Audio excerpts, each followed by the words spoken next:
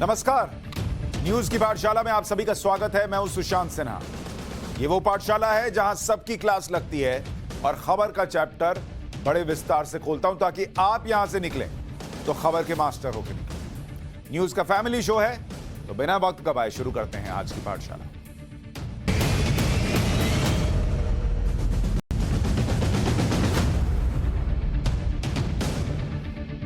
पाठशाला में आज क्या है, सबसे पहले आपके सामने वो रख दूं। 27 ताकतवर देश एक पुतिन से क्यों डर गए, आज ये आपको बताऊंगा। क्योंकि दुनिया के कई बड़े बड़े देश जो हैं वो पुतिन को कहते रह गए कि रुक जाओ, एक कदम मत आगे बढ़ाना।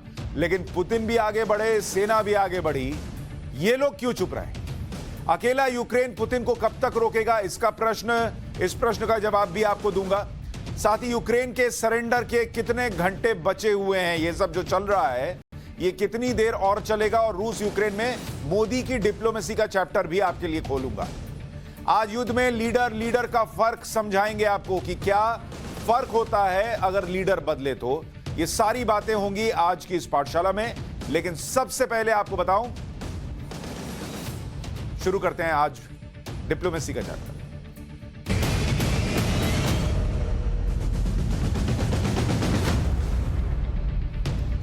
हमने कल आपको जो बताया था, दुनिया इधर उधर की बात कर रही थी, अलग अलग लोग अलग अलग ज्ञान दे रहे थे कि अभी अमेरिका आएगा, अभी फलाना आएगा। हमने कल आपको बता दिया था कि यूक्रेन में कोई यूक्रेन की मदद के लिए नहीं आएगा, और आज यूक्रेन में वही हो रहा है।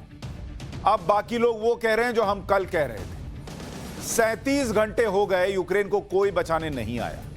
खुद यूक्रेन के राष्ट्रपति ने कह दिया कि सबने यूक्रेन को लड़ने के लिए अकेला छोड़ दिया है। मुझे कोई नहीं दिखा जो हमारे लिए लड़ने के लिए तैयार हो। यह यूक्रेन के राष्ट्रपति का बयान है। उन्होंने एक फेसबुक पर पोस्ट डाला, अपने लोगों को संबोधित किया और कहा कि कोई नहीं है लड़ने के लिए, अकेले हैं हम। और दुनिया घुमा रही थी इनको कि लड़ो ना भाई, हम लोग हैं ना, चिंता की कोई बात नहीं। यूक्रेन कैसे अकेला लड़ रहा है, अगर आप उसको समझना चाहें तो इस वीडियो से समझिए जो आपको दिखा रहा हूं। रूस की बख्तरबंद गाड़ियां तेजी से यूक्रेन में घुस रही हैं, यह वीडियो में दिखता है। और यूक्रेन का एक नागरिक इन गाड़ियों को सामने जाकर रोकने की कोशिश करता है। अकेला आदमी इस पूरे काफिले को रोकने की कोशिश करता है। वर्ल्ड कम्युनिटी में यही हालत यूक्रेन की कर दी गई। रूस के खिलाफ वो अकेला है, बड़े बड़े देशों ने उसका साथ छोड़ दिया। अब आप बताइए, ये एक आदमी इन टैंक्स को क्या रोकेगा, आप मुझे बताइए। जो लोग वैसे ही मिसाइल दाग रहे हैं, जो लोग वैसे ही टैंक लेकर जा ही रहे हैं कि कोई जो सामने आएगा उसको रौंद देंगे, इस एक आदमी को रौंदने में कितना टाइम लगेगा बताइए? रोक पाएगा? नहीं रोक पाएगा। वैसे ही जैसे यूक्रेन नहीं रोक पा रहा एक बड़े देश को। यह टैंक आप समझिए रूस है और वो अकेला आदमी यूक्रेन है। कोई मदद नहीं कर रहा, तो यूक्रेन ने अपने नागरिकों से कहा कि वो कीव में जो राजधानी है वहां रूस की सेना के हर मूवमेंट की तत्काल सूचना दें। घरों में पेट्रोल बॉम्ब बनाकर रखें। पेट्रोल बम, आपको याद नहीं है अभी दिल्ली दंगों के वक्त छत पर मिला था एक भाई साहब के, ताहिर हुसैन के, वैसा पेट्रोल बम जो है वो बना बना के रखो फोड़ने के लिए। पेट्रोल बम से ये लोग जंग लड़ेंगे, जंग जीतेंगे। दुश्मन को खत्म कर दीजिए। पेट्रोल बम से दुश्मन खत्म होगा। वो वहां से मिसाइल दाग रहे हैं, आप पेट्रोल बम दागिएगा। 18 से 60 साल की उम्र के पुरुषों को देश छोड़ने पर बैन भी लगा दिया गया। यूक्रेन को भड़काने में सब लगे हुए थे, चढ़ाने में सब लगे हुए थे, लड़ो ना, हम लोग हैं ना। लेकिन जब रूस बम गिरा रहा है तो दुनिया सिर्फ बयान फेंक रही है। यूक्रेन में रूस के टैंक दौड़ रहे हैं, किसी की हिम्मत नहीं है कि पुतिन को रोक ले। सुबह 10 बजे के करीब रूस की सेना के टैंक ओबलोन जिले में घुस चुके थे। यह जगह सेंट्रल कीव से मात्र 10 किलोमीटर की दूरी पर है। यूक्रेन दुनिया से गुहार लगाकर हार गया तो उसने रूस को बातचीत का ऑफर दे दिया। सोचिए यूक्रेन पर क्या बीत रही होगी। जिसको फोन लगा रहा है सब मना कर दे रहे हैं, इधर उधर की घुमा रहे हैं। यूक्रेन के राष्ट्रपति ने खुद कहा कि वो पुतिन से फिर कहना चाहते हैं कि पूरे यूक्रेन में लड़ाई चल रही है, बैठकर बात करने से जो मौतें हो रही हैं उन्हें रोका जा सकता है। लेकिन रूस के विदेश मंत्री ने साफ कर दिया कि बातचीत इस शर्त पर होगी जब यूक्रेन सरेंडर करे। अच्छा, पुतिन माइंड गेम भी खेल रहे हैं। उन्होंने यूक्रेन की सेना को उकसाया कि सेना सारी शक्तियां अपने हाथ में ले ले। क्यों भाई? क्योंकि उनको लगता है बातचीत आसान हो जाएगी। अच्छा, ये बोलने से जो सेना वहां लड़ रही है और उसको पता है कि आज मरे कि कल मरे वाली स्थिति है, उसको आपने दिमाग में यह डाल दिया कि तुम्हारी जिंदगी बच सकती है अगर सत्ता अपने हाथ में ले लो। पुतिन ने दरअसल प्लान बनाकर रखा है। राजधानी कीव को रूस की सेना चारों तरफ से घेरेगी। इसके बाद स्पेशल फोर्स एयरपोर्ट को कब्जे में लेगी। एयरपोर्ट पर कब्जे के बाद रूस 10,000 पैरा ट्रूपर्स उतारेगा। पैरा ट्रूपर्स का काम यूक्रेन के राष्ट्रपति जेलेंस्की को पकड़ना होगा। रूस का मकसद है कि यूक्रेन में जेलेंस्की की सरकार को गिरा देना है किसी भी हाल में। अनुमान है कि 30 घंटे के अंदर कीव पुतिन के कब्जे में आ जाएगा और 30 घंटे में भी यूक्रेन के लिए लड़ने वाला तो कोई नहीं दिख रहा भाई। यह मत सोचिएगा कि अगले 30 घंटे में कोई आ जाएगा। आना होता तो अब तक आ गया होता। जिस वक्त माचिस फेंकी गई थी और घर को जलने से बचाना था, उसी वक्त कोई अगर फायर ब्रिगेड को फोन लगा रहा होता या फायर ब्रिगेड की गाड़ी लेकर आ रहा होता तो समझ में आता था। अब घर जल रहा है भाई, जल के खाक होने वाला है, तब कौन बचाने आएगा? अच्छा, जो ये पूरी स्थिति है, यूक्रेन के राष्ट्रपति कह रहे हैं कि उन्होंने यूरोप के एक नहीं, दो नहीं, 27 देशों के नेताओं से बात की। 27। लेकिन किसी ने सीधा जवाब नहीं दिया। सब डरे हुए हैं। सुनिए एक बार उनको। Я запитав сьогодні у 27 лідерів Європи, чи буде Україна в НАТО. Запитав прямо. Всі бояться, не відповідають. А ми не боїмось. Ми не боїмось нічого. Не боїмось, захищаючи нашу державу. Ми не боїмось Росії. Ми не боїмось говорити з Росією. Ми не боїмось говорити про все. Про гарантії безпеки для нашої держави. Не боїмось говорити про нейтральний статус. Ми ж зараз не в НАТО. Але які при цьому у нас будуть гарантії? І найголовніше, які конкретно країни нам їх дадуть? यूक्रेन के राष्ट्रपति ये कहने और दिखाने की कोशिश तो कर रहे हैं कि हम डरे हुए नहीं, लेकिन बार बार बातचीत की पेशकश जो वो कर रहे हैं, क्योंकि अभी कुछ दिन पहले तक तो कह रहे थे कि अरे हम ठोक देंगे, चिंता मत कीजिए, हम लड़ेंगे, हम झुकेंगे नहीं। अब बातचीत की बात कर रहे हैं। क्यों? क्योंकि उनको दिख रहा है कि अब क्या बचा। सबको अपनी लड़ाई खुद लड़नी पड़ती है और किसी और के भरोसे नहीं रहा जा सकता, क्योंकि सब अपने हित देखते हैं।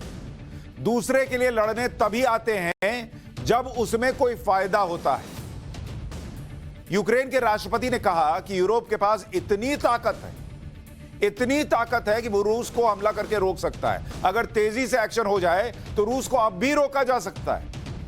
यूरोप में रूस के नागरिकों की एंट्री पर बैन और रूस के तेल गैस ट्रेड पर बैन जैसे कदम उठाए जाने चाहिए, लेकिन ये एक दूसरे को मनाने में लगे हुए हैं, जबकि रूस की सेना कीव में घुस चुकी है। यूक्रेन पर रूस के हमले ने दो बातें सही साबित कर दी, जो मैं हमेशा कहता हूं। पहली बात, दुनिया ताकत के सामने ही झुकती है। कमजोर को लोग, इस दुनिया में बड़ी जालिम दुनिया है, कमजोर को लोग जूते की नोक पर रखते हैं। और अगर आप कमजोर देश हैं तो सब आपसे प्यार मोहब्बत से तभी तक बात करते हैं जब तक आप संकट में नहीं पड़ते, और उस संकट में उनका कोई फायदा हो तो फिर भी कुछ कोशिश करेंगे। अगर कोई फायदा नहीं निकला, जाओ यहां से। और दूसरी बड़ी बात जो ये पूरा संकट बताता है, समझाता है, कि अपनी रक्षा के लिए दूसरों के भरोसे रह नहीं सकते आप। दुनिया जो है ना, ये वो ताकत के दम पर चलती है, और इस बात को भारत भी समझता है। चीन और पाकिस्तान की जुगलबंदी में यह और भी जरूरी हो जाता है कि भारत 2 फ्रंट, या जिसको कहते हैं 2.5 फ्रंट पर वॉर लड़ने के लिए एक साथ तैयार रहे। इसलिए मोदी सरकार में सेना को मजबूत करने पर काफी जोर दिया जा रहा है। पिछले 7 साल में आधुनिक हथियारों के साथ भारतीय सेना की मजबूती, राफेल लड़ाकू विमान। और मैं ये क्यों कह रहा हूं, बड़ा गंभीरता से इसको सुनिए और समझिए कि जिनकी हम बात कर रहे हैं। भारत ने अपनी ताकत को बीते 7 साल में कैसे बढ़ाया, बनाया, क्योंकि अगर आप ताकतवर नहीं है, भारत भी अगर कमजोर होता ना, तो जैसे रूस यूक्रेन में कर रहा है, ये चीन जो है वो वही कोशिश करता, लेकिन आज वो वहां बढ़ नहीं पा रहा, रुका हुआ है, क्योंकि भारत की फौज आंख से आंख मिलाकर खड़ी है वहां पर। और क्यों खड़ी है? क्योंकि आज उसके पास ताकत है। भारत की ताकत देखिए जो बीते 7 साल में बढ़ी। सबसे पहले तो राफेल लड़ाकू विमान भारत के पास आज है, इसलिए दुनिया को लगता है कि अरे भैया इनके पास तो राफेल मौजूद है। नहीं तो वो दौर भी था कि हमारी एयरफोर्स जो है वो पिछले जो जनरेशन के विमान थे उनको उड़ाती थी, और एक दो नहीं 35 राफेल लड़ाकू विमान जो है वो आ चुके हैं भारत के पास। इसके बाद S-400 missile defence system MDS, और ये लिया किससे है? रूस से लिया है। और इसकी कहानी भी बड़ी दिलचस्प है। इसको रूस से जब भारत ले रहा था तो यही अमेरिका आंख दिखा रहा था, सैंक्शन लगा देंगे। इस नए भारत ने कहा है जाओ बड़े देखे तुम्हारे सैंक्शन हम लेंगे। बाद में अमेरिका झुका और बोला कि चलिए आपके लिए अलग से व्यवस्था कर देते हैं, चिंता मत कीजिए, आपके लिए एक आपको कंसेशन दिया, ले लीजिए। आ गया S-400। इसके अलावा K9 वज्र तोप आज भारत की ताकत बन रहा है। M777 अल्ट्रा लाइट होवित्जर तोप, ये चीन के पास जो भारत चीन बॉर्डर पर बड़े हाइट वाले इलाके हैं वहां बहुत काम आती है। चिनूक, और इसके अलावा अपाचे हेलीकॉप्टर, ये अमेरिका से लिए। ये सारे अटैक हेलीकॉप्टर हैं। ये भारत की ताकत बनी है बीते 7 साल में। नहीं बनी होती ना तो आज चीन सोच रहा होता कि कब मैं भी घुस जाऊं और हथिया लूं। P-8I,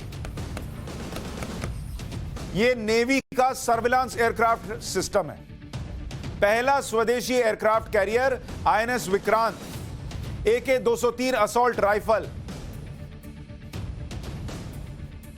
अमेरिकी 6 सौर असॉल्ट राइफल, यह आज भारत की ताकत है। वो पुराने जमाने वाले हथियार नहीं है अब हमारे सैनिकों के पास। लाइट मशीन गन NG7 यह इस्तेमाल होता है। ताकत है भाई। तब दुनिया सोच रही है कि अरे भैया इनकी तरफ बढ़ना है, नहीं बढ़ना है, और दुनिया कह रही है, यूक्रेन भी कह रहे हैं ना भाई, यूक्रेन जो है वो देश है जो भारत के साथ खड़ा नहीं होता था जब भारत को जरूरत थी। आज भारत की तरफ कह रहा है कि मोदी जी बचा लेंगे तो ही कुछ हो सकता है। क्यों? क्योंकि ये ताकत दिखती है। दूसरी बड़ी ताकत भारत की अर्थव्यवस्था है। भारत का बड़ा मार्केट है। दुनिया को पता है कि अगर अपना घर चलाना है तो इनकी जरूरत पड़ेगी। तो भारत जो मजबूत हुआ उसकी वजह से आज भारत की वो हालत नहीं होगी, या नहीं है या ना होगी जो यूक्रेन झेल रहा है, क्योंकि दुनिया जो है ताकत वाले के सामने ही सर झुकाती है। इसके अलावा चीन के विरोध के बावजूद बॉर्डर एरिया में इंफ्रास्ट्रक्चर तैयार कर रहा है भारत। पिछले साल जून में ही 240 करोड़ की लागत से LAC एरिया में 63 ब्रिज तैयार किए गए। बॉर्डर रोड्स ऑर्गेनाइजेशन के काम में तेजी आए, इसके लिए खरीद क्षमता को 7.5 करोड़ रुपए से बढ़ाकर 100 करोड़ रुपए कर दिया गया। BRO घरेलू और विदेशी दोनों प्रकार की खरीद भी कर सकती है, यह उसको सुविधा दी गई। ताकत बढ़ा, क्योंकि प्रधानमंत्री नरेंद्र मोदी की यह सोच रहती है, उनको पता है यूक्रेन ने गलती की थी। आपको बताया था ना कि भाई उन्होंने 1994 में अपने न्यूक्लियर वेपन्स त्याग दिए इन लोगों पर भरोसा करके, रूस पर और अमेरिका पर और ब्रिटेन पर। आज उसी की भुगत रहा है वो। ये बात भारत के प्रधानमंत्री नरेंद्र मोदी बखूबी समझते हैं कि भरोसा तो किसी पर मत कीजिए, अपने ऊपर भरोसा कीजिए, अपने आप को स्टैब्लिश कीजिए और ताकतवर रहिए। कमजोर रहिएगा तो सब झुकाने आ जाते हैं, ज्ञान देने आ जाते हैं। ये वो नया भारत है जहां अगर आप एयर स्ट्राइक कर दीजिए, सर्जिकल स्ट्राइक कर दीजिए, तो दुनिया आपसे जो है कुछ कहती नहीं। क्योंकि आप मजबूत हैं। कमजोर होते तो सब ज्ञान देने चले आते कि कैसे कर दिया तुम जी। रूस यूक्रेन से मिला दूसरा सबक यही कहता है कि अपनी रक्षा खुद करनी पड़ती है। कोरोना काल के बाद मोदी सरकार भी आत्मनिर्भर भारत पर जोर दे रही है ताकि दुनिया पर निर्भरता कम। कोरोना संकट जब आया, इससे निपटने के लिए भारत ने अपनी वैक्सीन खुद बनाई, किसी मदद का इंतजार नहीं किया। इसके अलावा N95 मास्क और पीपीई किट के मामले में भी भारत ने उत्पादन क्षमता बढ़ाई ताकि किसी के भरोसे न रहना पड़े। दुनिया देख रही थी कि अरे ये लोग तो भाई 130-140 करोड़ की आबादी में वैक्सीनेशन हो गया सबका। ये दुनिया देखती है तो सोचती है ना, ये ताकत है भाई इनकी, कैसे छुएंगे इनको, ये तो आत्मनिर्भर हैं। डिफेंस सिस्टम, रक्षा क्षेत्र में भी भारत खुद को आत्मनिर्भर बना रहा है। अपनी रक्षा के लिए दूसरे देशों के हथियार पर निर्भर न रहना पड़े, किसी की धौंस न सहनी पड़े। आम बजट में रक्षा क्षेत्र के लिए किए गए प्रावधानों में से 70% घरेलू उद्योगों के लिए रखा गया। 7 सालों में रक्षा निर्माण के लिए 350 से अधिक नए औद्योगिक लाइसेंस जारी किए जा चुके हैं। यही वजह है कि भारत के सामने उस चीन की दबंगई नहीं चलती जो दुनिया भर को धमकाता है, जो धीरे धीरे जमीन पर कब्जा करने की नीति पर चलता है। यूक्रेन पर रूस के हमले के बाद चीन की भी हिम्मत बढ़ी है। आज लोग क्या पूछ रहे हैं कि चीन क्या ताइवान पर हमला करेगा? कोई ये नहीं पूछ रहा कि चीन दिल्ली तक तो नहीं आ जाएगा। क्यों? क्योंकि दुनिया जानती है भारत मजबूत है, आत्मनिर्भर है, शक्तिशाली है। यह चीन के बस का नहीं है करना। कल जब रूस ने यूक्रेन पर धावा बोला, उसी दौरान चीन के लड़ाकू विमानों ने ताइवान के एयर स्पेस में घुसपैठ कर दी। चीन के 9 लड़ाकू विमान ताइवान के आसमान पर मंडराने लगे। 1 महीने में ताइवान के आसमान में चीन ने 12वीं बार सेंधमारी की है। और चीन का यह एक्शन तब हो रहा है जब इसी महीने रूस और चीन के ज्वाइंट स्टेटमेंट में रूस ने ताइवान पर चीन के रुख का समर्थन किया है। चीन ताइवान को अपना हिस्सा मानता है। ताइवान ने भी इस बात की आशंका जताई है कि यूक्रेन मुद्दे की आड़ में चीन फायदा उठा सकता है। हालांकि अमेरिका इस मुद्दे पर ताइवान के साथ खुलकर खड़ा रहता है। यही वजह है कि अमेरिका अब रूस और चीन दोनों का कॉमन दुश्मन बन गया है। यूक्रेन के बहाने रूस और चीन करीब आ गए, लेकिन चीन दुनिया में जो भी दादागिरी करे, भारत के बॉर्डर पर उसकी दादागिरी नहीं चली। पूर्वी लद्दाख में एलएसी पर भारत और चीन की सेना आमने सामने है।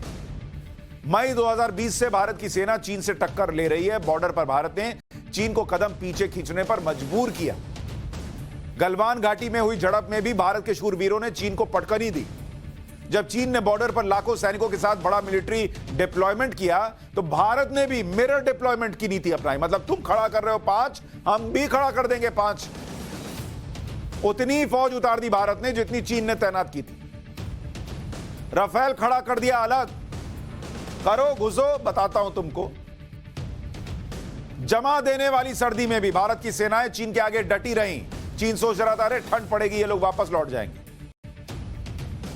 भारत ने व्यवस्थाएं की हैं बीते 7 सालों में कि अब हमारे फौजी इस ठंड में खड़े रह सकते हैं, डटे रह सकते हैं।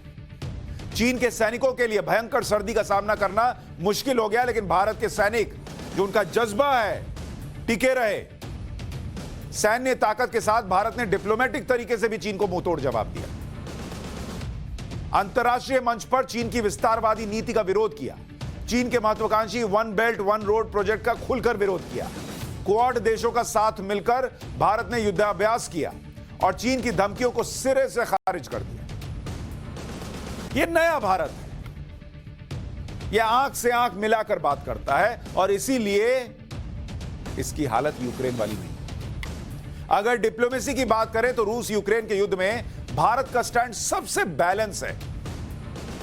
पुतिन से पीएम मोदी की भी फोन पर बात हुई और चीन के राष्ट्रपति शी जिनपिंग की भी फोन पर पुतिन से बात हुई।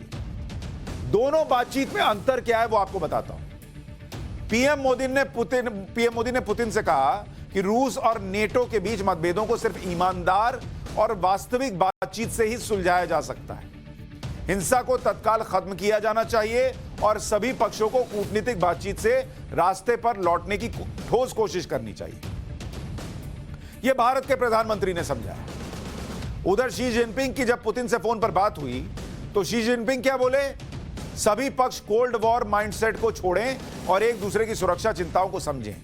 चीन सभी देशों की अखंडता और संप्रभुता की रक्षा के मामले में चीन की तय नीति है। रूस और यूक्रेन बातचीत के जरिए मुद्दे को हल करें। यूक्रेन के मुद्दे पर चीन का स्टैंड मुद्दे के मेरिट पर आधारित है। पीएम मोदी ने पुतिन से यह कहने में नहीं हिचकिचाहट दिखाई कि हिंसा रुकनी चाहिए और बातचीत पर लौटना चाहिए, जबकि शी जिनपिंग ने हिंसा रोकने वाली कोई बात ही नहीं की, क्योंकि जिनपिंग को लगता है भाई रूस को सीधा मिला के चलो, कल को जहां हम घुसेंगे हमारे काम आएगा। भारत को भी रूस से दोस्ती रखनी है। भारत ने भी मैसेज दिया है, लेकिन हिंसा रोकने की भी बात की। भारत ने रूस से सीधी और साफ बात तब की है जब भारत के लिए इन हालात में बैलेंस करना आसान नहीं है, क्योंकि एक तरफ रूस है, दूसरी तरफ अमेरिका और उसके सहयोगी। रूस भारत को 60% हथियार सप्लाई करता है। अमेरिका भारत का व्यापार भारत रूस के व्यापार से 15 गुना ज्यादा है। रूस भारत का पुराना दोस्त है, भरोसेमंद दोस्त है। अमेरिका पे भरोसा नहीं कर सकते, लेकिन रणनीतिक साझेदार है, आप उसको छोड़ के भी नहीं चल सकते।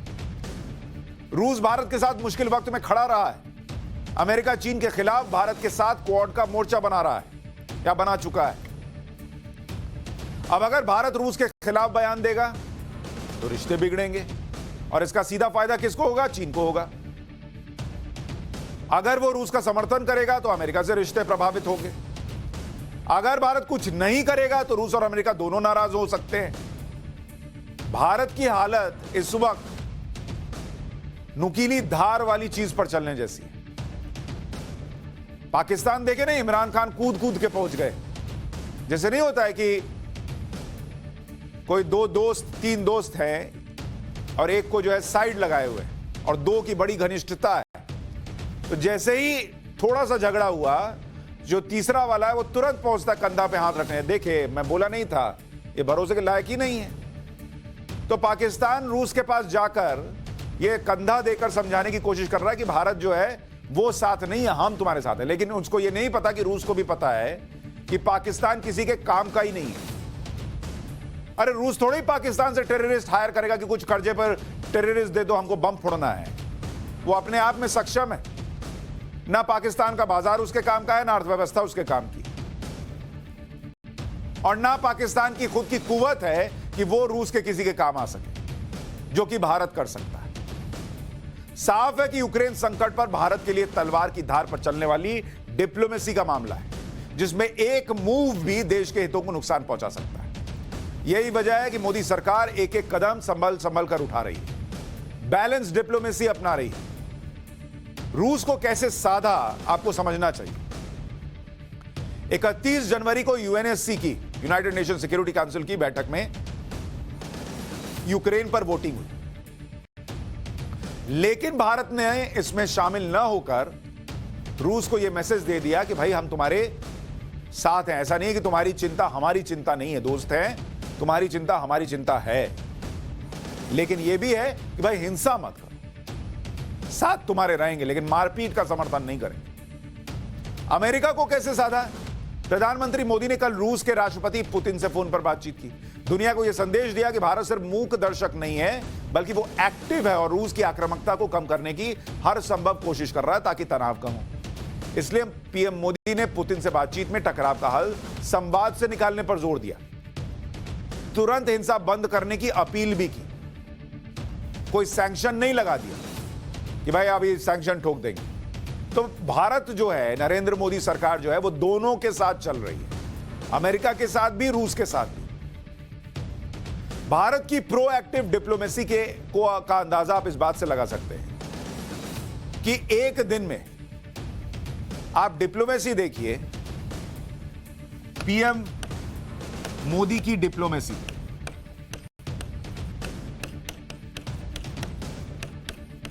और ये दुनिया में सबसे जरूरी होती है डिप्लोमेसी। हर बार आप युद्ध लेके हथियार लेके लड़ने थोड़ी चले जाइएगा। एक ही दिन में पुतिन से भी बात की, और विदेश मंत्री एस जयशंकर ने अमेरिका के, यूएस के विदेश मंत्री से बात की। मतलब दोनों जगह। अच्छा, प्रधानमंत्री नरेंद्र मोदी जो हैं वो बैलेंस बनाकर चलने के मामले में अगर आप देखेंगे, जैसे उनका इतिहास देखेंगे, भारत के प्रधानमंत्री जो हैं वो इजराइल जाएंगे नहीं जाएंगे या फिलिस्तीन के साथ रहेंगे। स्थिति ये होती थी कि फिलिस्तीन चले जाते थे, इजराइल नहीं जाते थे। भारतीय प्रधानमंत्री नरेंद्र मोदी जो है वो इजराइल और फिलिस्तीन दोनों एक साथ चले गए, दोनों में बैलेंस बनाया। ठीक है, तुम दोनों की लड़ाई है लेकिन मेरी दोस्ती तुम दोनों से है, चलेगा मामला। अच्छा, रूस के विदेश मंत्री से भी बात हुई। रूस के विदेश मंत्री, उनसे भी बात हुई। और ये दोनों बातचीत जो है दोनों विदेश मंत्री से, ये वाली और ये वाली, ये दोनों भारत के विदेश मंत्री एस जयशंकर ने की। एस जयशंकर,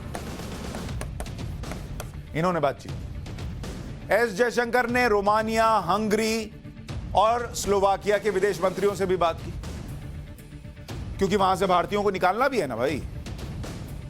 बीच में जब ये पूरा संकट बढ़ा नहीं था, भारत सरकार ने एडवाइजरी जारी करके भारतीयों को बोला कि आप लोग चले आइए।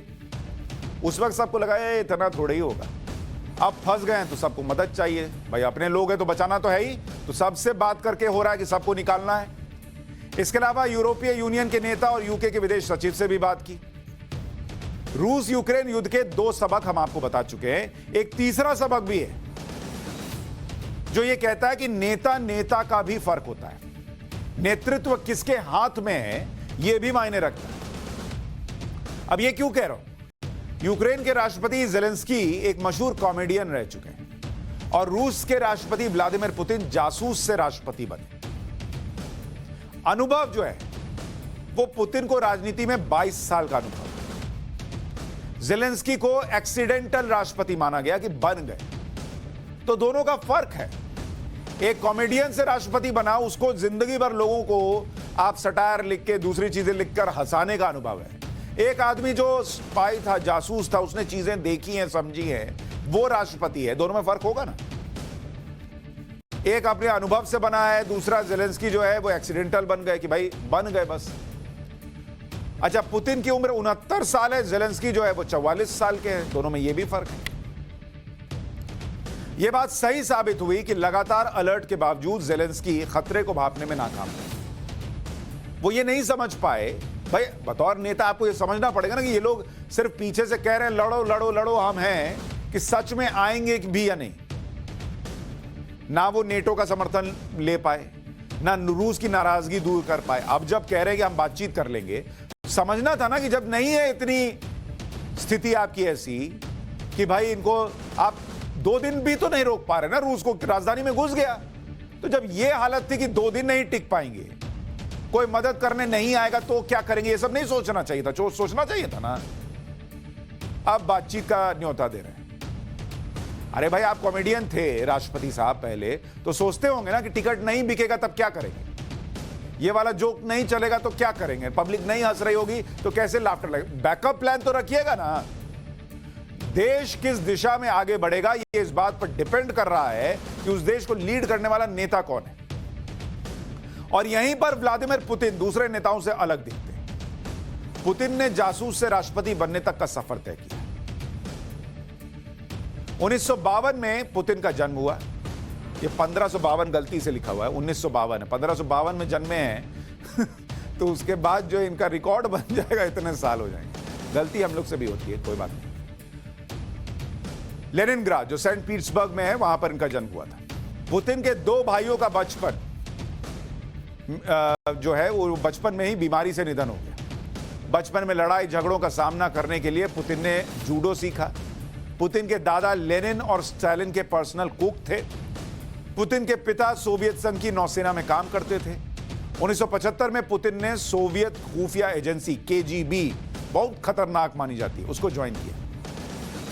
1980 में बतौर एजेंट जर्मनी के ड्रेसडेन में तैनात रहे। 16 साल KGB में काम करने के बाद पुतिन ने इस्तीफा दे दिया। 1991 में पुतिन रूस के राष्ट्रपति बोरिस येल्सिन के संपर्क में आए 1999 में बोरिस येल्सिन ने पुतिन को रूस का पीएम बना दिया। 99 में ही बोरिस येल्सिन के इस्तीफे के बाद पुतिन कार्यवाहक राष्ट्रपति बने। मार्च 2000 में पुतिन ने पहली बार राष्ट्रपति का चुनाव जीता। 2004 में पुतिन फिर से रूस के राष्ट्रपति बने। 2008 में रूस के संविधान में संशोधन करके राष्ट्रपति का कार्यकाल 6 साल किया गया। 2012 में पुतिन तीसरी बार रूस के राष्ट्रपति चुने गए। 2018 में पुतिन ने चौथी बार रूस की सत्ता संभाली। जुलाई 2020 में पुतिन ने संविधान में फिर से संशोधन किया और इस संशोधन के बाद पुतिन 2036 तक के लिए राष्ट्रपति बने रह सकते हैं। तो पूरा उनके पास मैंडेट, कॉन्फिडेंस है कि 2036 तक तो कोई हिलाएगा नहीं। उम्र के इस पड़ाव पर हैं कि शारीरिक क्षमताएं बचें ना बचें या कोई बीमारी हो ना हो वो अलग बात है, लेकिन 2036 तक मतलब अगले 14 साल तक कोई ये नहीं कह सकता कि आप नहीं बन सकते। तो पता है कि देश को कैसे चलाना है। अब यूक्रेन के राष्ट्रपति वोलोदिमीर ज़ेलेंस्की के बारे में बताता हूं। 1978 में ज़ेलेंस्की का जन्म हुआ। ज़ेलेंस्की की शुरुआती पढ़ाई मंगोलिया में हुई। 1995 में कीव यूनिवर्सिटी से कानून की पढ़ाई पूरी। कॉलेज के दिनों में ज़ेलेंस्की का झुकाव कॉमेडी की तरफ था। 1997 में ज़ेलेंस्की ने कई कॉमेडी शो किए थे। 2003 में क्वार्टल 95 नाम से प्रोडक्शन कंपनी शुरू की। 2010 तक ज़ेलेंस्की ने कई हिट फिल्मों में काम किया। 2014 में यूक्रेन के राष्ट्रपति विक्टर यानुकोविच के खिलाफ विद्रोह हुआ। राष्ट्रपति विक्टर यानुकोविच देश छोड़कर फरार हो गए। इसी समय ज़ेलेंस्की की पॉलिटिकल सटायर कॉमेडी रिलीज हुई थी। सर्वेंट ऑफ द पीपल नाम के शो में ज़ेलेंस्की राष्ट्रपति के रोल में दिखे। इस रोल के बाद ज़ेलेंस्की यूक्रेन में काफी लोकप्रिय हो गए। 2019 में ज़ेलेंस्की ने यूक्रेन की राजनीति में कदम रखा और तत्कालीन राष्ट्रपति पेट्रो पोरोशेंको को हराकर ज़ेलेंस्की राष्ट्रपति बन गए। ज़ेलेंस्की ने चुनाव campaign servant of the people show की थीम पर चलाया। आपने नायक फिल्म देखी हो जिसमें अनिल कपूर पहले एक दिन के सीएम बनते हैं और बाद में फुल टाइम सीएम बन जाते हैं। ज़ेलेंस्की के साथ भी ऐसा ही हुआ। अपने कॉमेडी शो में वो राष्ट्रपति बने और बाद में सही में यूक्रेन के राष्ट्रपति बन गए। तो ये भी एक सबक है कि जो आदमी कॉमेडी करता हो उसको देश की कमान सौंप दीजिएगा तो क्या से क्या होता है। ये भारत के लिए भी सबक है। रूस के खिलाफ मिलिट्री एक्शन लेने से अमेरिका और नेटो हिचक रहे। रूस को सबक सिखाने के लिए सैंक्शंस यानी आर्थिक प्रतिबंध लगाए जा रहे हैं। अभी तक रूस पर जो सैंक्शंस हैं, जो प्रतिबंध हैं, वो किस किस ने लगाए हैं? रूस पर प्रतिबंध, और इसकी एक लंबी लिस्ट है। एक तो अमेरिका है जिसने कि प्रतिबंध लगा दिया है। अमेरिका हो गया, यूके हो गया, ब्रिटेन, कनाडा हो गया, इन्होंने भी प्रतिबंध लगा दिया है। इसके बाद जर्मनी है, उसने प्रतिबंध लगा दिया। ऑस्ट्रेलिया हो गया। इसके बाद जापान है जिसने प्रतिबंध लगा दिया। और ईयू, यूरोपीय यूनियन, इन सब ने अपनी तरफ से यह दिखाने के लिए कि भाई रुकोगे नहीं तो ये नुकसान उठाना पड़ेगा, प्रतिबंध रूस पर लगा दिया। हुआ क्या? रूस ने ऐसे झाड़ा प्रतिबंधों को और आगे बढ़ गया। अब सवाल यह है कि इन देशों के प्रतिबंधों से रूस पर क्या असर पड़ेगा, यह आपको थोड़ा आगे बताऊंगा, लेकिन पहले यह बताता हूं कि रूस पर क्या क्या प्रतिबंध यानी सैंक्शंस लगाए गए। रूस के सबसे बड़े बैंक स्बरबैंक में को अमेरिकी फाइनेंस सिस्टम से बाहर कर दिया गया। रूस के दूसरे सबसे बड़े बैंक वीटीबी बैंक पर प्रतिबंध लगा दिया गया। इसके अलावा दर्जनों छोटे बैंक और उनकी सहायक कंपनियों पर भी प्रतिबंध लगा दिया गया। 13 बड़े रूस के वित्तीय संस्थाओं को नए कर्ज पर रोक है। डिफेंस एविएशन तकनीक ट्रांसफर पर भी अमेरिका ने बैन लगा दिया। ब्रिटेन ने कहा कि हम क्यों पीछे रहेंगे, उसने रूसी बैंक वीटीबी की संपत्ति को फ्रीज कर दिया। रूसी हथियार निर्माता रोस्टेक की संपत्ति को फ्रीज कर दिया। ब्रिटिश एयरस्पेस में एरोफ्लॉट की एंट्री पर बैन। ब्रिटेन में रूसी संस्थाओं के फंड रेज करने पर रोक। यूरोपीय यूनियन ने रूसी संपत्तियों को फ्रीज किया। फाइनेंस सिस्टम से रशियन बैंक्स को बाहर कर दिया। जापान ने रूस के सेमीकंडक्टर के निर्यात पर रोक लगा दी। जापान में रूसी संस्थाओं की संपत्ति फ्रीज हो गई।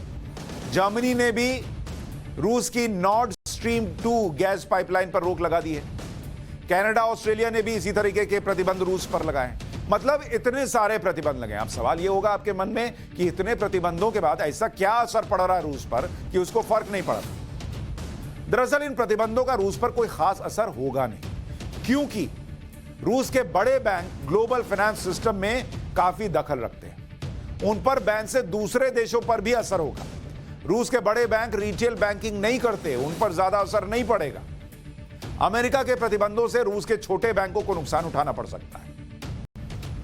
2014 में क्रीमिया पर कब्जे के बाद जो प्रतिबंध रूस पर लगाए गए थे, ये उससे भी कम है। तो ये लोग जो यूक्रेन के साथ लड़ने को तैयार नहीं हुए, उन्होंने प्रतिबंध के नाम पर भी क्या किया है वो समझ लीजिए। आयात पर प्रतिबंध से रूस पर ज्यादा असर वैसे भी नहीं होगा। डिफेंस टेक्नोलॉजी में रूस अब अमेरिका के लगभग बराबर है, वो तो दूसरों को दे रहा है, तुम उस पर प्रतिबंध लगा के क्या कर लोगे। इसके अलावा 2014 की तुलना में रूस बेहतर आर्थिक स्थिति में है। 2014 के बाद से रूस ने डॉलर में कारोबार ना करके यूरो और गोल्ड में किया है। रख लो अपने डॉलर अपने पास, नहीं चाहिए। अमेरिकी फाइनेंस सिस्टम से रूस पहले से दूरी बना रहा है। जर्मनी ने नॉर्ड स्ट्रीम 2 गैस पाइपलाइन को अभी मंजूरी ही नहीं है, इसलिए बैन जैसी कोई बात अगर कही जा रही है तो वो गलत है। हालात सुधरने पर पाइपलाइन को मंजूरी मिल जाएगी। अरे जो नहीं है, जिसके बिना काम चल ही रहा है, होगी, उस पर बैन लगा के क्या कर लोगे। ये वैसे है कि आपका झगड़ा हो गया तो आपने कहा कि मैं तुमको 2 महीने बाद जो पार्टी देने वाला था वो कैंसिल। मतलब ये जो प्रतिबंध है वो कोरोना का नाइट कर्फ्यू हो, कि आपने कहने को तो नाइट कर्फ्यू लगा दिया, लेकिन कोरोना की संख्या, केसेस की संख्या बढ़ रही। लेकिन एक युद्ध की कीमत क्या होती है वो आपको समझनी चाहिए। वैसे तो कोई युद्ध होना नहीं चाहिए और विश्व युद्ध तो कतई नहीं होना चाहिए, क्योंकि एक विश्व युद्ध की कीमत क्या होती है ये आप सुनेंगे और समझेंगे तब पता चलेगा कि क्या दुनिया में बदल जाता है एक युद्ध से। जैसे दूसरा विश्व युद्ध 1939 से 1945 तक हुआ, उसमें क्या हुआ आपको पता है? बहुत सारे लोग जो ये कार्यक्रम देख रहे हैं उस वक्त जन्मे भी नहीं हो, मैं भी नहीं जन्मा था। सुना है हमने सेकेंड वर्ल्ड वॉर, 6 करोड़। आप देखिए एक युद्ध की कीमत, एक वॉर की कीमत क्या होती है वो आपको समझना चाहिए। और ये मैं आपको समझा रहा हूं सेकेंड वर्ल्ड वॉर के आंकड़ों से, कि देखिए क्या स्थिति बनती है एक युद्ध में। मौत कितनी हुई? 6 करोड़ लोगों की जान गई थी। 6 करोड़। अरे बड़े बड़े देश की आबादी 6 करोड़ नहीं होती भाई। यूरोप में चले जाइएगा, करोड़ों के देश नहीं मिलते, मतलब 1 करोड़ की आबादी वाले देश भी नहीं है वहां पर। शरणार्थी कितने बने सेकेंड वर्ल्ड वॉर में? 2 करोड़ लोग। सोचिए, ना रहने को घर, ना सोने को बेड, शरणार्थी 2 करोड़ लोग। नुकसान कितना हुआ? आर्थिक नुकसान अगर देखने जाइएगा 6 साल में आज की कीमत के हिसाब से देखिएगा तो 76 लाख करोड़ का नुकसान हुआ था। 76 लाख करोड़ रुपए। आप समझते हैं अगर ये दुनिया में सिर्फ बांट दिया जाए कि लो रख लो, कितने गरीबों की जिंदगी जो है वो संवर जाएगी। अगर इस 76 लाख करोड़ रुपए को लोगों के लिए लगा दिया जाए तो सोचिए क्या से क्या हो सकता है। लेकिन वो स्वाहा हो गए किस काम में? 6 करोड़ लोगों को मारने और 2 करोड़ लोगों को शरणार्थी बनाने की इस वर्ल्ड वॉर 2 में। यह एक युद्ध की कीमत होती है। दूसरे विश्व युद्ध में जो तबाही हुई उसको भी समझिए। तबाही कैसे हुई सेकेंड वर्ल्ड वॉर में आपको बता रहा हूं। जर्मनी में और इन देशों ने भुगता है, तब ये लोग ये हालत में हैं। 40% घर तबाह हो गए। मतलब आधी जर्मनी साफ, घर ही नहीं बचे। इसके बाद देखिए जापान, 40% घर तबाह हो गए, जापान के भी। और जो परमाणु बम फटा उसका दंश तो सालों साल पीढ़ियों ने झेला। ये वर्ल्ड वॉर की कुछ तस्वीरें आपको दिखा रहा हूं, ये भी आपको देखनी चाहिए कि क्या उस वक्त हालत हुई थी, लोगों की हालत क्या थी। जलते घर, मरते लोग, ये देता है कि युद्ध। और उस युद्ध की तरफ जब यूक्रेन और रूस बढ़ रहे थे तो लोग ज्ञान देते रह गए। जापान का आपको बताया, ब्रिटेन का देख लीजिए। ब्रिटेन का सेकेंड वर्ल्ड वॉर में जो नुकसान हुआ, 30% घर तबाह हो गए। और अगर घरों की बात कीजिए तो फ्रांस के 20% घर तबाह हो गए। आप सोचते हैं 20% घर तबाह हो जाना, करोड़ों लोगों का बेघर हो जाना, करोड़ों लोगों का मर जाना, क्या छोड़कर जाता है कि युद्ध पीछे। दूसरे विश्व युद्ध के बाद सेकेंड वर्ल्ड वॉर, WW, इसके बाद महंगाई का आलम देखिए क्या हुआ था दुनिया के ऊपर। फ्रांस के अंदर जो महंगाई थी वो बढ़कर कितनी हो गई थी, आप अंदाजा लगा सकते हैं? सोचिए एक बार, वाइल्ड गेस मारिए। 10% बढ़ गई, 20% बढ़ गई, 40% बढ़ गई, 100% बढ़ गई, कितनी बड़ी होगी? सुने नहीं होंगे। 1820% महंगाई बढ़ गई, 1820%। और जापान के अंदर महंगाई जो है वो 10,000% बढ़ गई। सोचते हैं आप, ये होती है एक युद्ध की कीमत। और कोरोना के संकट काल में किसकी हैसियत है इस कीमत को चुकाने की, मुझे बताइए। दूसरे विश्व युद्ध की वजह था हिटलर। जर्मनी कैसे इसमें तबाह हुआ वो भी आपको देखना चाहिए। जर्मनी में अनाज उत्पादन आधा रह गया, औद्योगिक उत्पादन 1/3 रह गया, 70 लाख से ज्यादा लोग बेघर हो गए, 60 से 70 लाख लोग तो युद्ध में मर गए। जर्मनी के अंदर का बता रहा हूं, जर्मनी के 50 छोटे बड़े शहर सब तबाह हो गए। दूसरे विश्व युद्ध की शुरुआत तब हुई थी जब हिटलर ने पोलैंड पर अटैक किया। बाद में पोलैंड ने जर्मनी से युद्ध का हर्जाना मांगा। दूसरे विश्व युद्ध की वजह से पोलैंड में क्या नुकसान हुआ? पोलैंड के अंदर दूसरे विश्व युद्ध में जो नुकसान हुआ, 50 लाख लोग मरे पोलैंड में।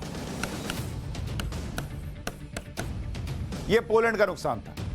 और आर्थिक नुकसान 4 लाख करोड़ का नुकसान हुआ। सोचते हैं कभी, बोलना बड़ा आसान होता है कि चढ़ाई कर दीजिए। ये बड़े बड़े देश जो आज गायब हो गए, छुपे हुए हैं, ये सब समझते हैं।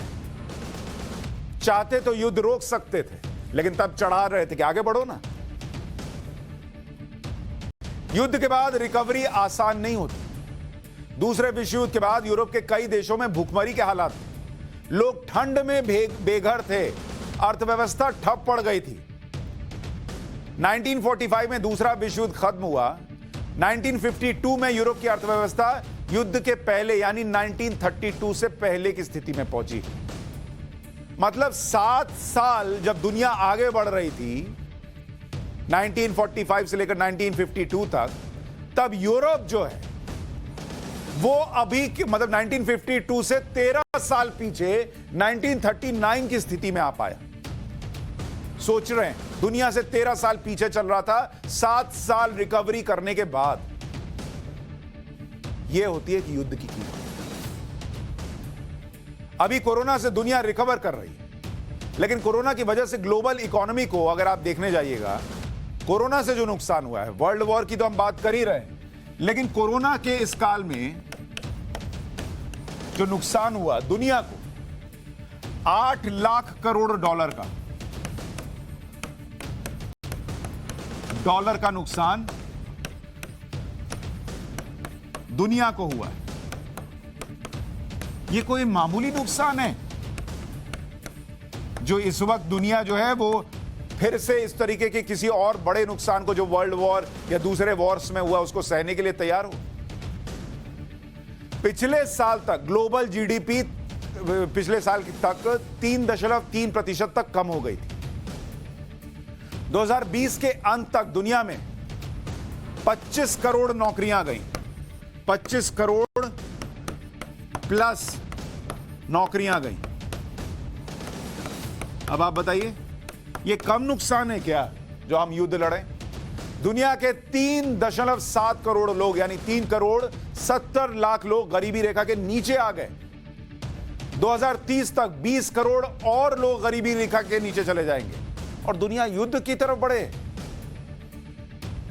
इन कीमतों को समझिए कि एक युद्ध की कीमत क्या होती है और फिर तय कीजिए कि अमेरिका, ब्रिटेन ऐसे बड़े बड़े देशों से हिसाब क्यों ना मांगा जाए कि जब नहीं थी हिम्मत और हैसियत इस युद्ध में उतरने की तो यूक्रेन को आगे करके क्यों भाग गए? सोचिएगा। पाठशाला में अब सोशल साइंस की क्लास।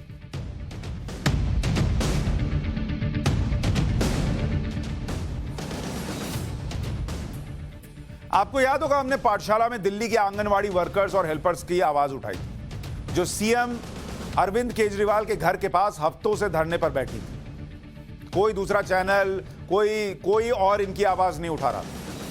दूसरी जगहों पर चुनाव में बड़े बड़े वादे किए जा रहे थे लेकिन दिल्ली में ही इनकी बात सुनने वाला कोई नहीं था। हमारी बात का, इस खबर को उठाने का, मुद्दा बनाने का इनको जिनको कोई सुनने वाला नहीं था, इनकी आवाज बनने का बड़ा असर हुआ और धरने के 25 दिन बाद दिल्ली में आंगनवाड़ी वर्कर्स और हेल्पर्स का मानदेय और भत्ता बढ़ाया गया। आंगनवाड़ी वर्कर्स जो हैं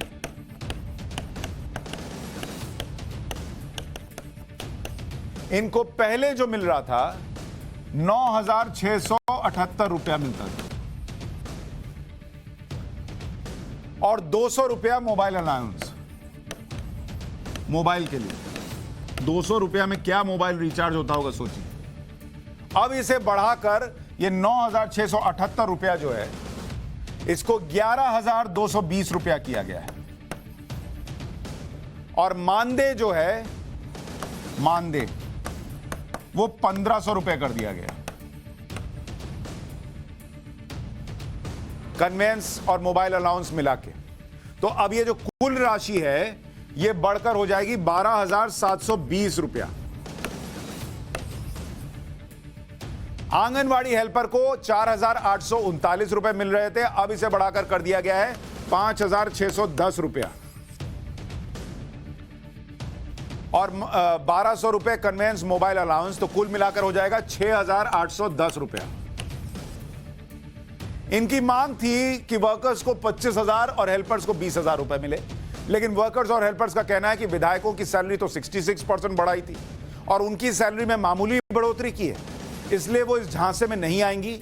उनका विरोध प्रदर्शन चलता रहेगा और 28 फरवरी तक मांगे नहीं मानी गई तो धरना दिन रात चलेगा और हम भी इनकी आवाज बनते रहेंगे। अभी थोड़ा असर हुआ है, मुद्दा उठाते रहेंगे, दिखाते रहेंगे। हमें उम्मीद है कि केजरीवाल सरकार सुनेगी। और अब जल्दी से पाठशाला में गजबे है।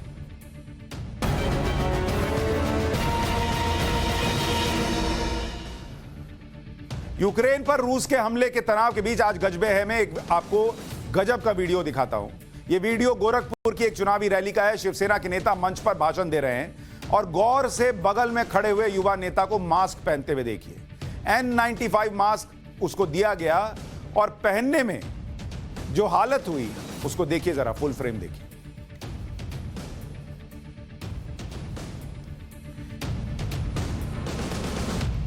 अब ये भाई जो है वो N95 मास्क पहनने के लिए तरह तरह की कोशिशें कर रहा है। ये जंग लड़ रहा है, यूक्रेन और रूस अलग लड़ रहे होंगे, ये भाई अलग जंग लड़ रहा है कि N95 मास्क पहनना कैसे, इधर से उधर खोलता है, कभी टोपी की तरह लगा लेता है, कभी कुछ और करता है। उसको समझ ही में नहीं आ रहा है कि ये क्या दिया गया है हाथ में। गजब ही नेता हो, टोपी पहननी है या लोगों को पहनानी है वो अलग बात है, मास्क को टोपी की तरह थोड़े ही पहन लोगे। अच्छा, भाषण चल रहा है बगल में, लोग अपने अपने जीवन में व्यस्त हैं और इस भाई का दुख ये है कि N95 मास्क पहनना कैसे। अब आप सोचिए कि ऐसा ऐसा कष्ट है दुनिया में लोगों का, क्या ही किया। आप भी वीकेंड पे प्रैक्टिस कीजिए कि N95 मास्क टोपी की तरह पहनने में कैसा लगता है। पाठशाला में आज के लिए इतना ही, सोमवार मुलाकात होगी। नमस्कार।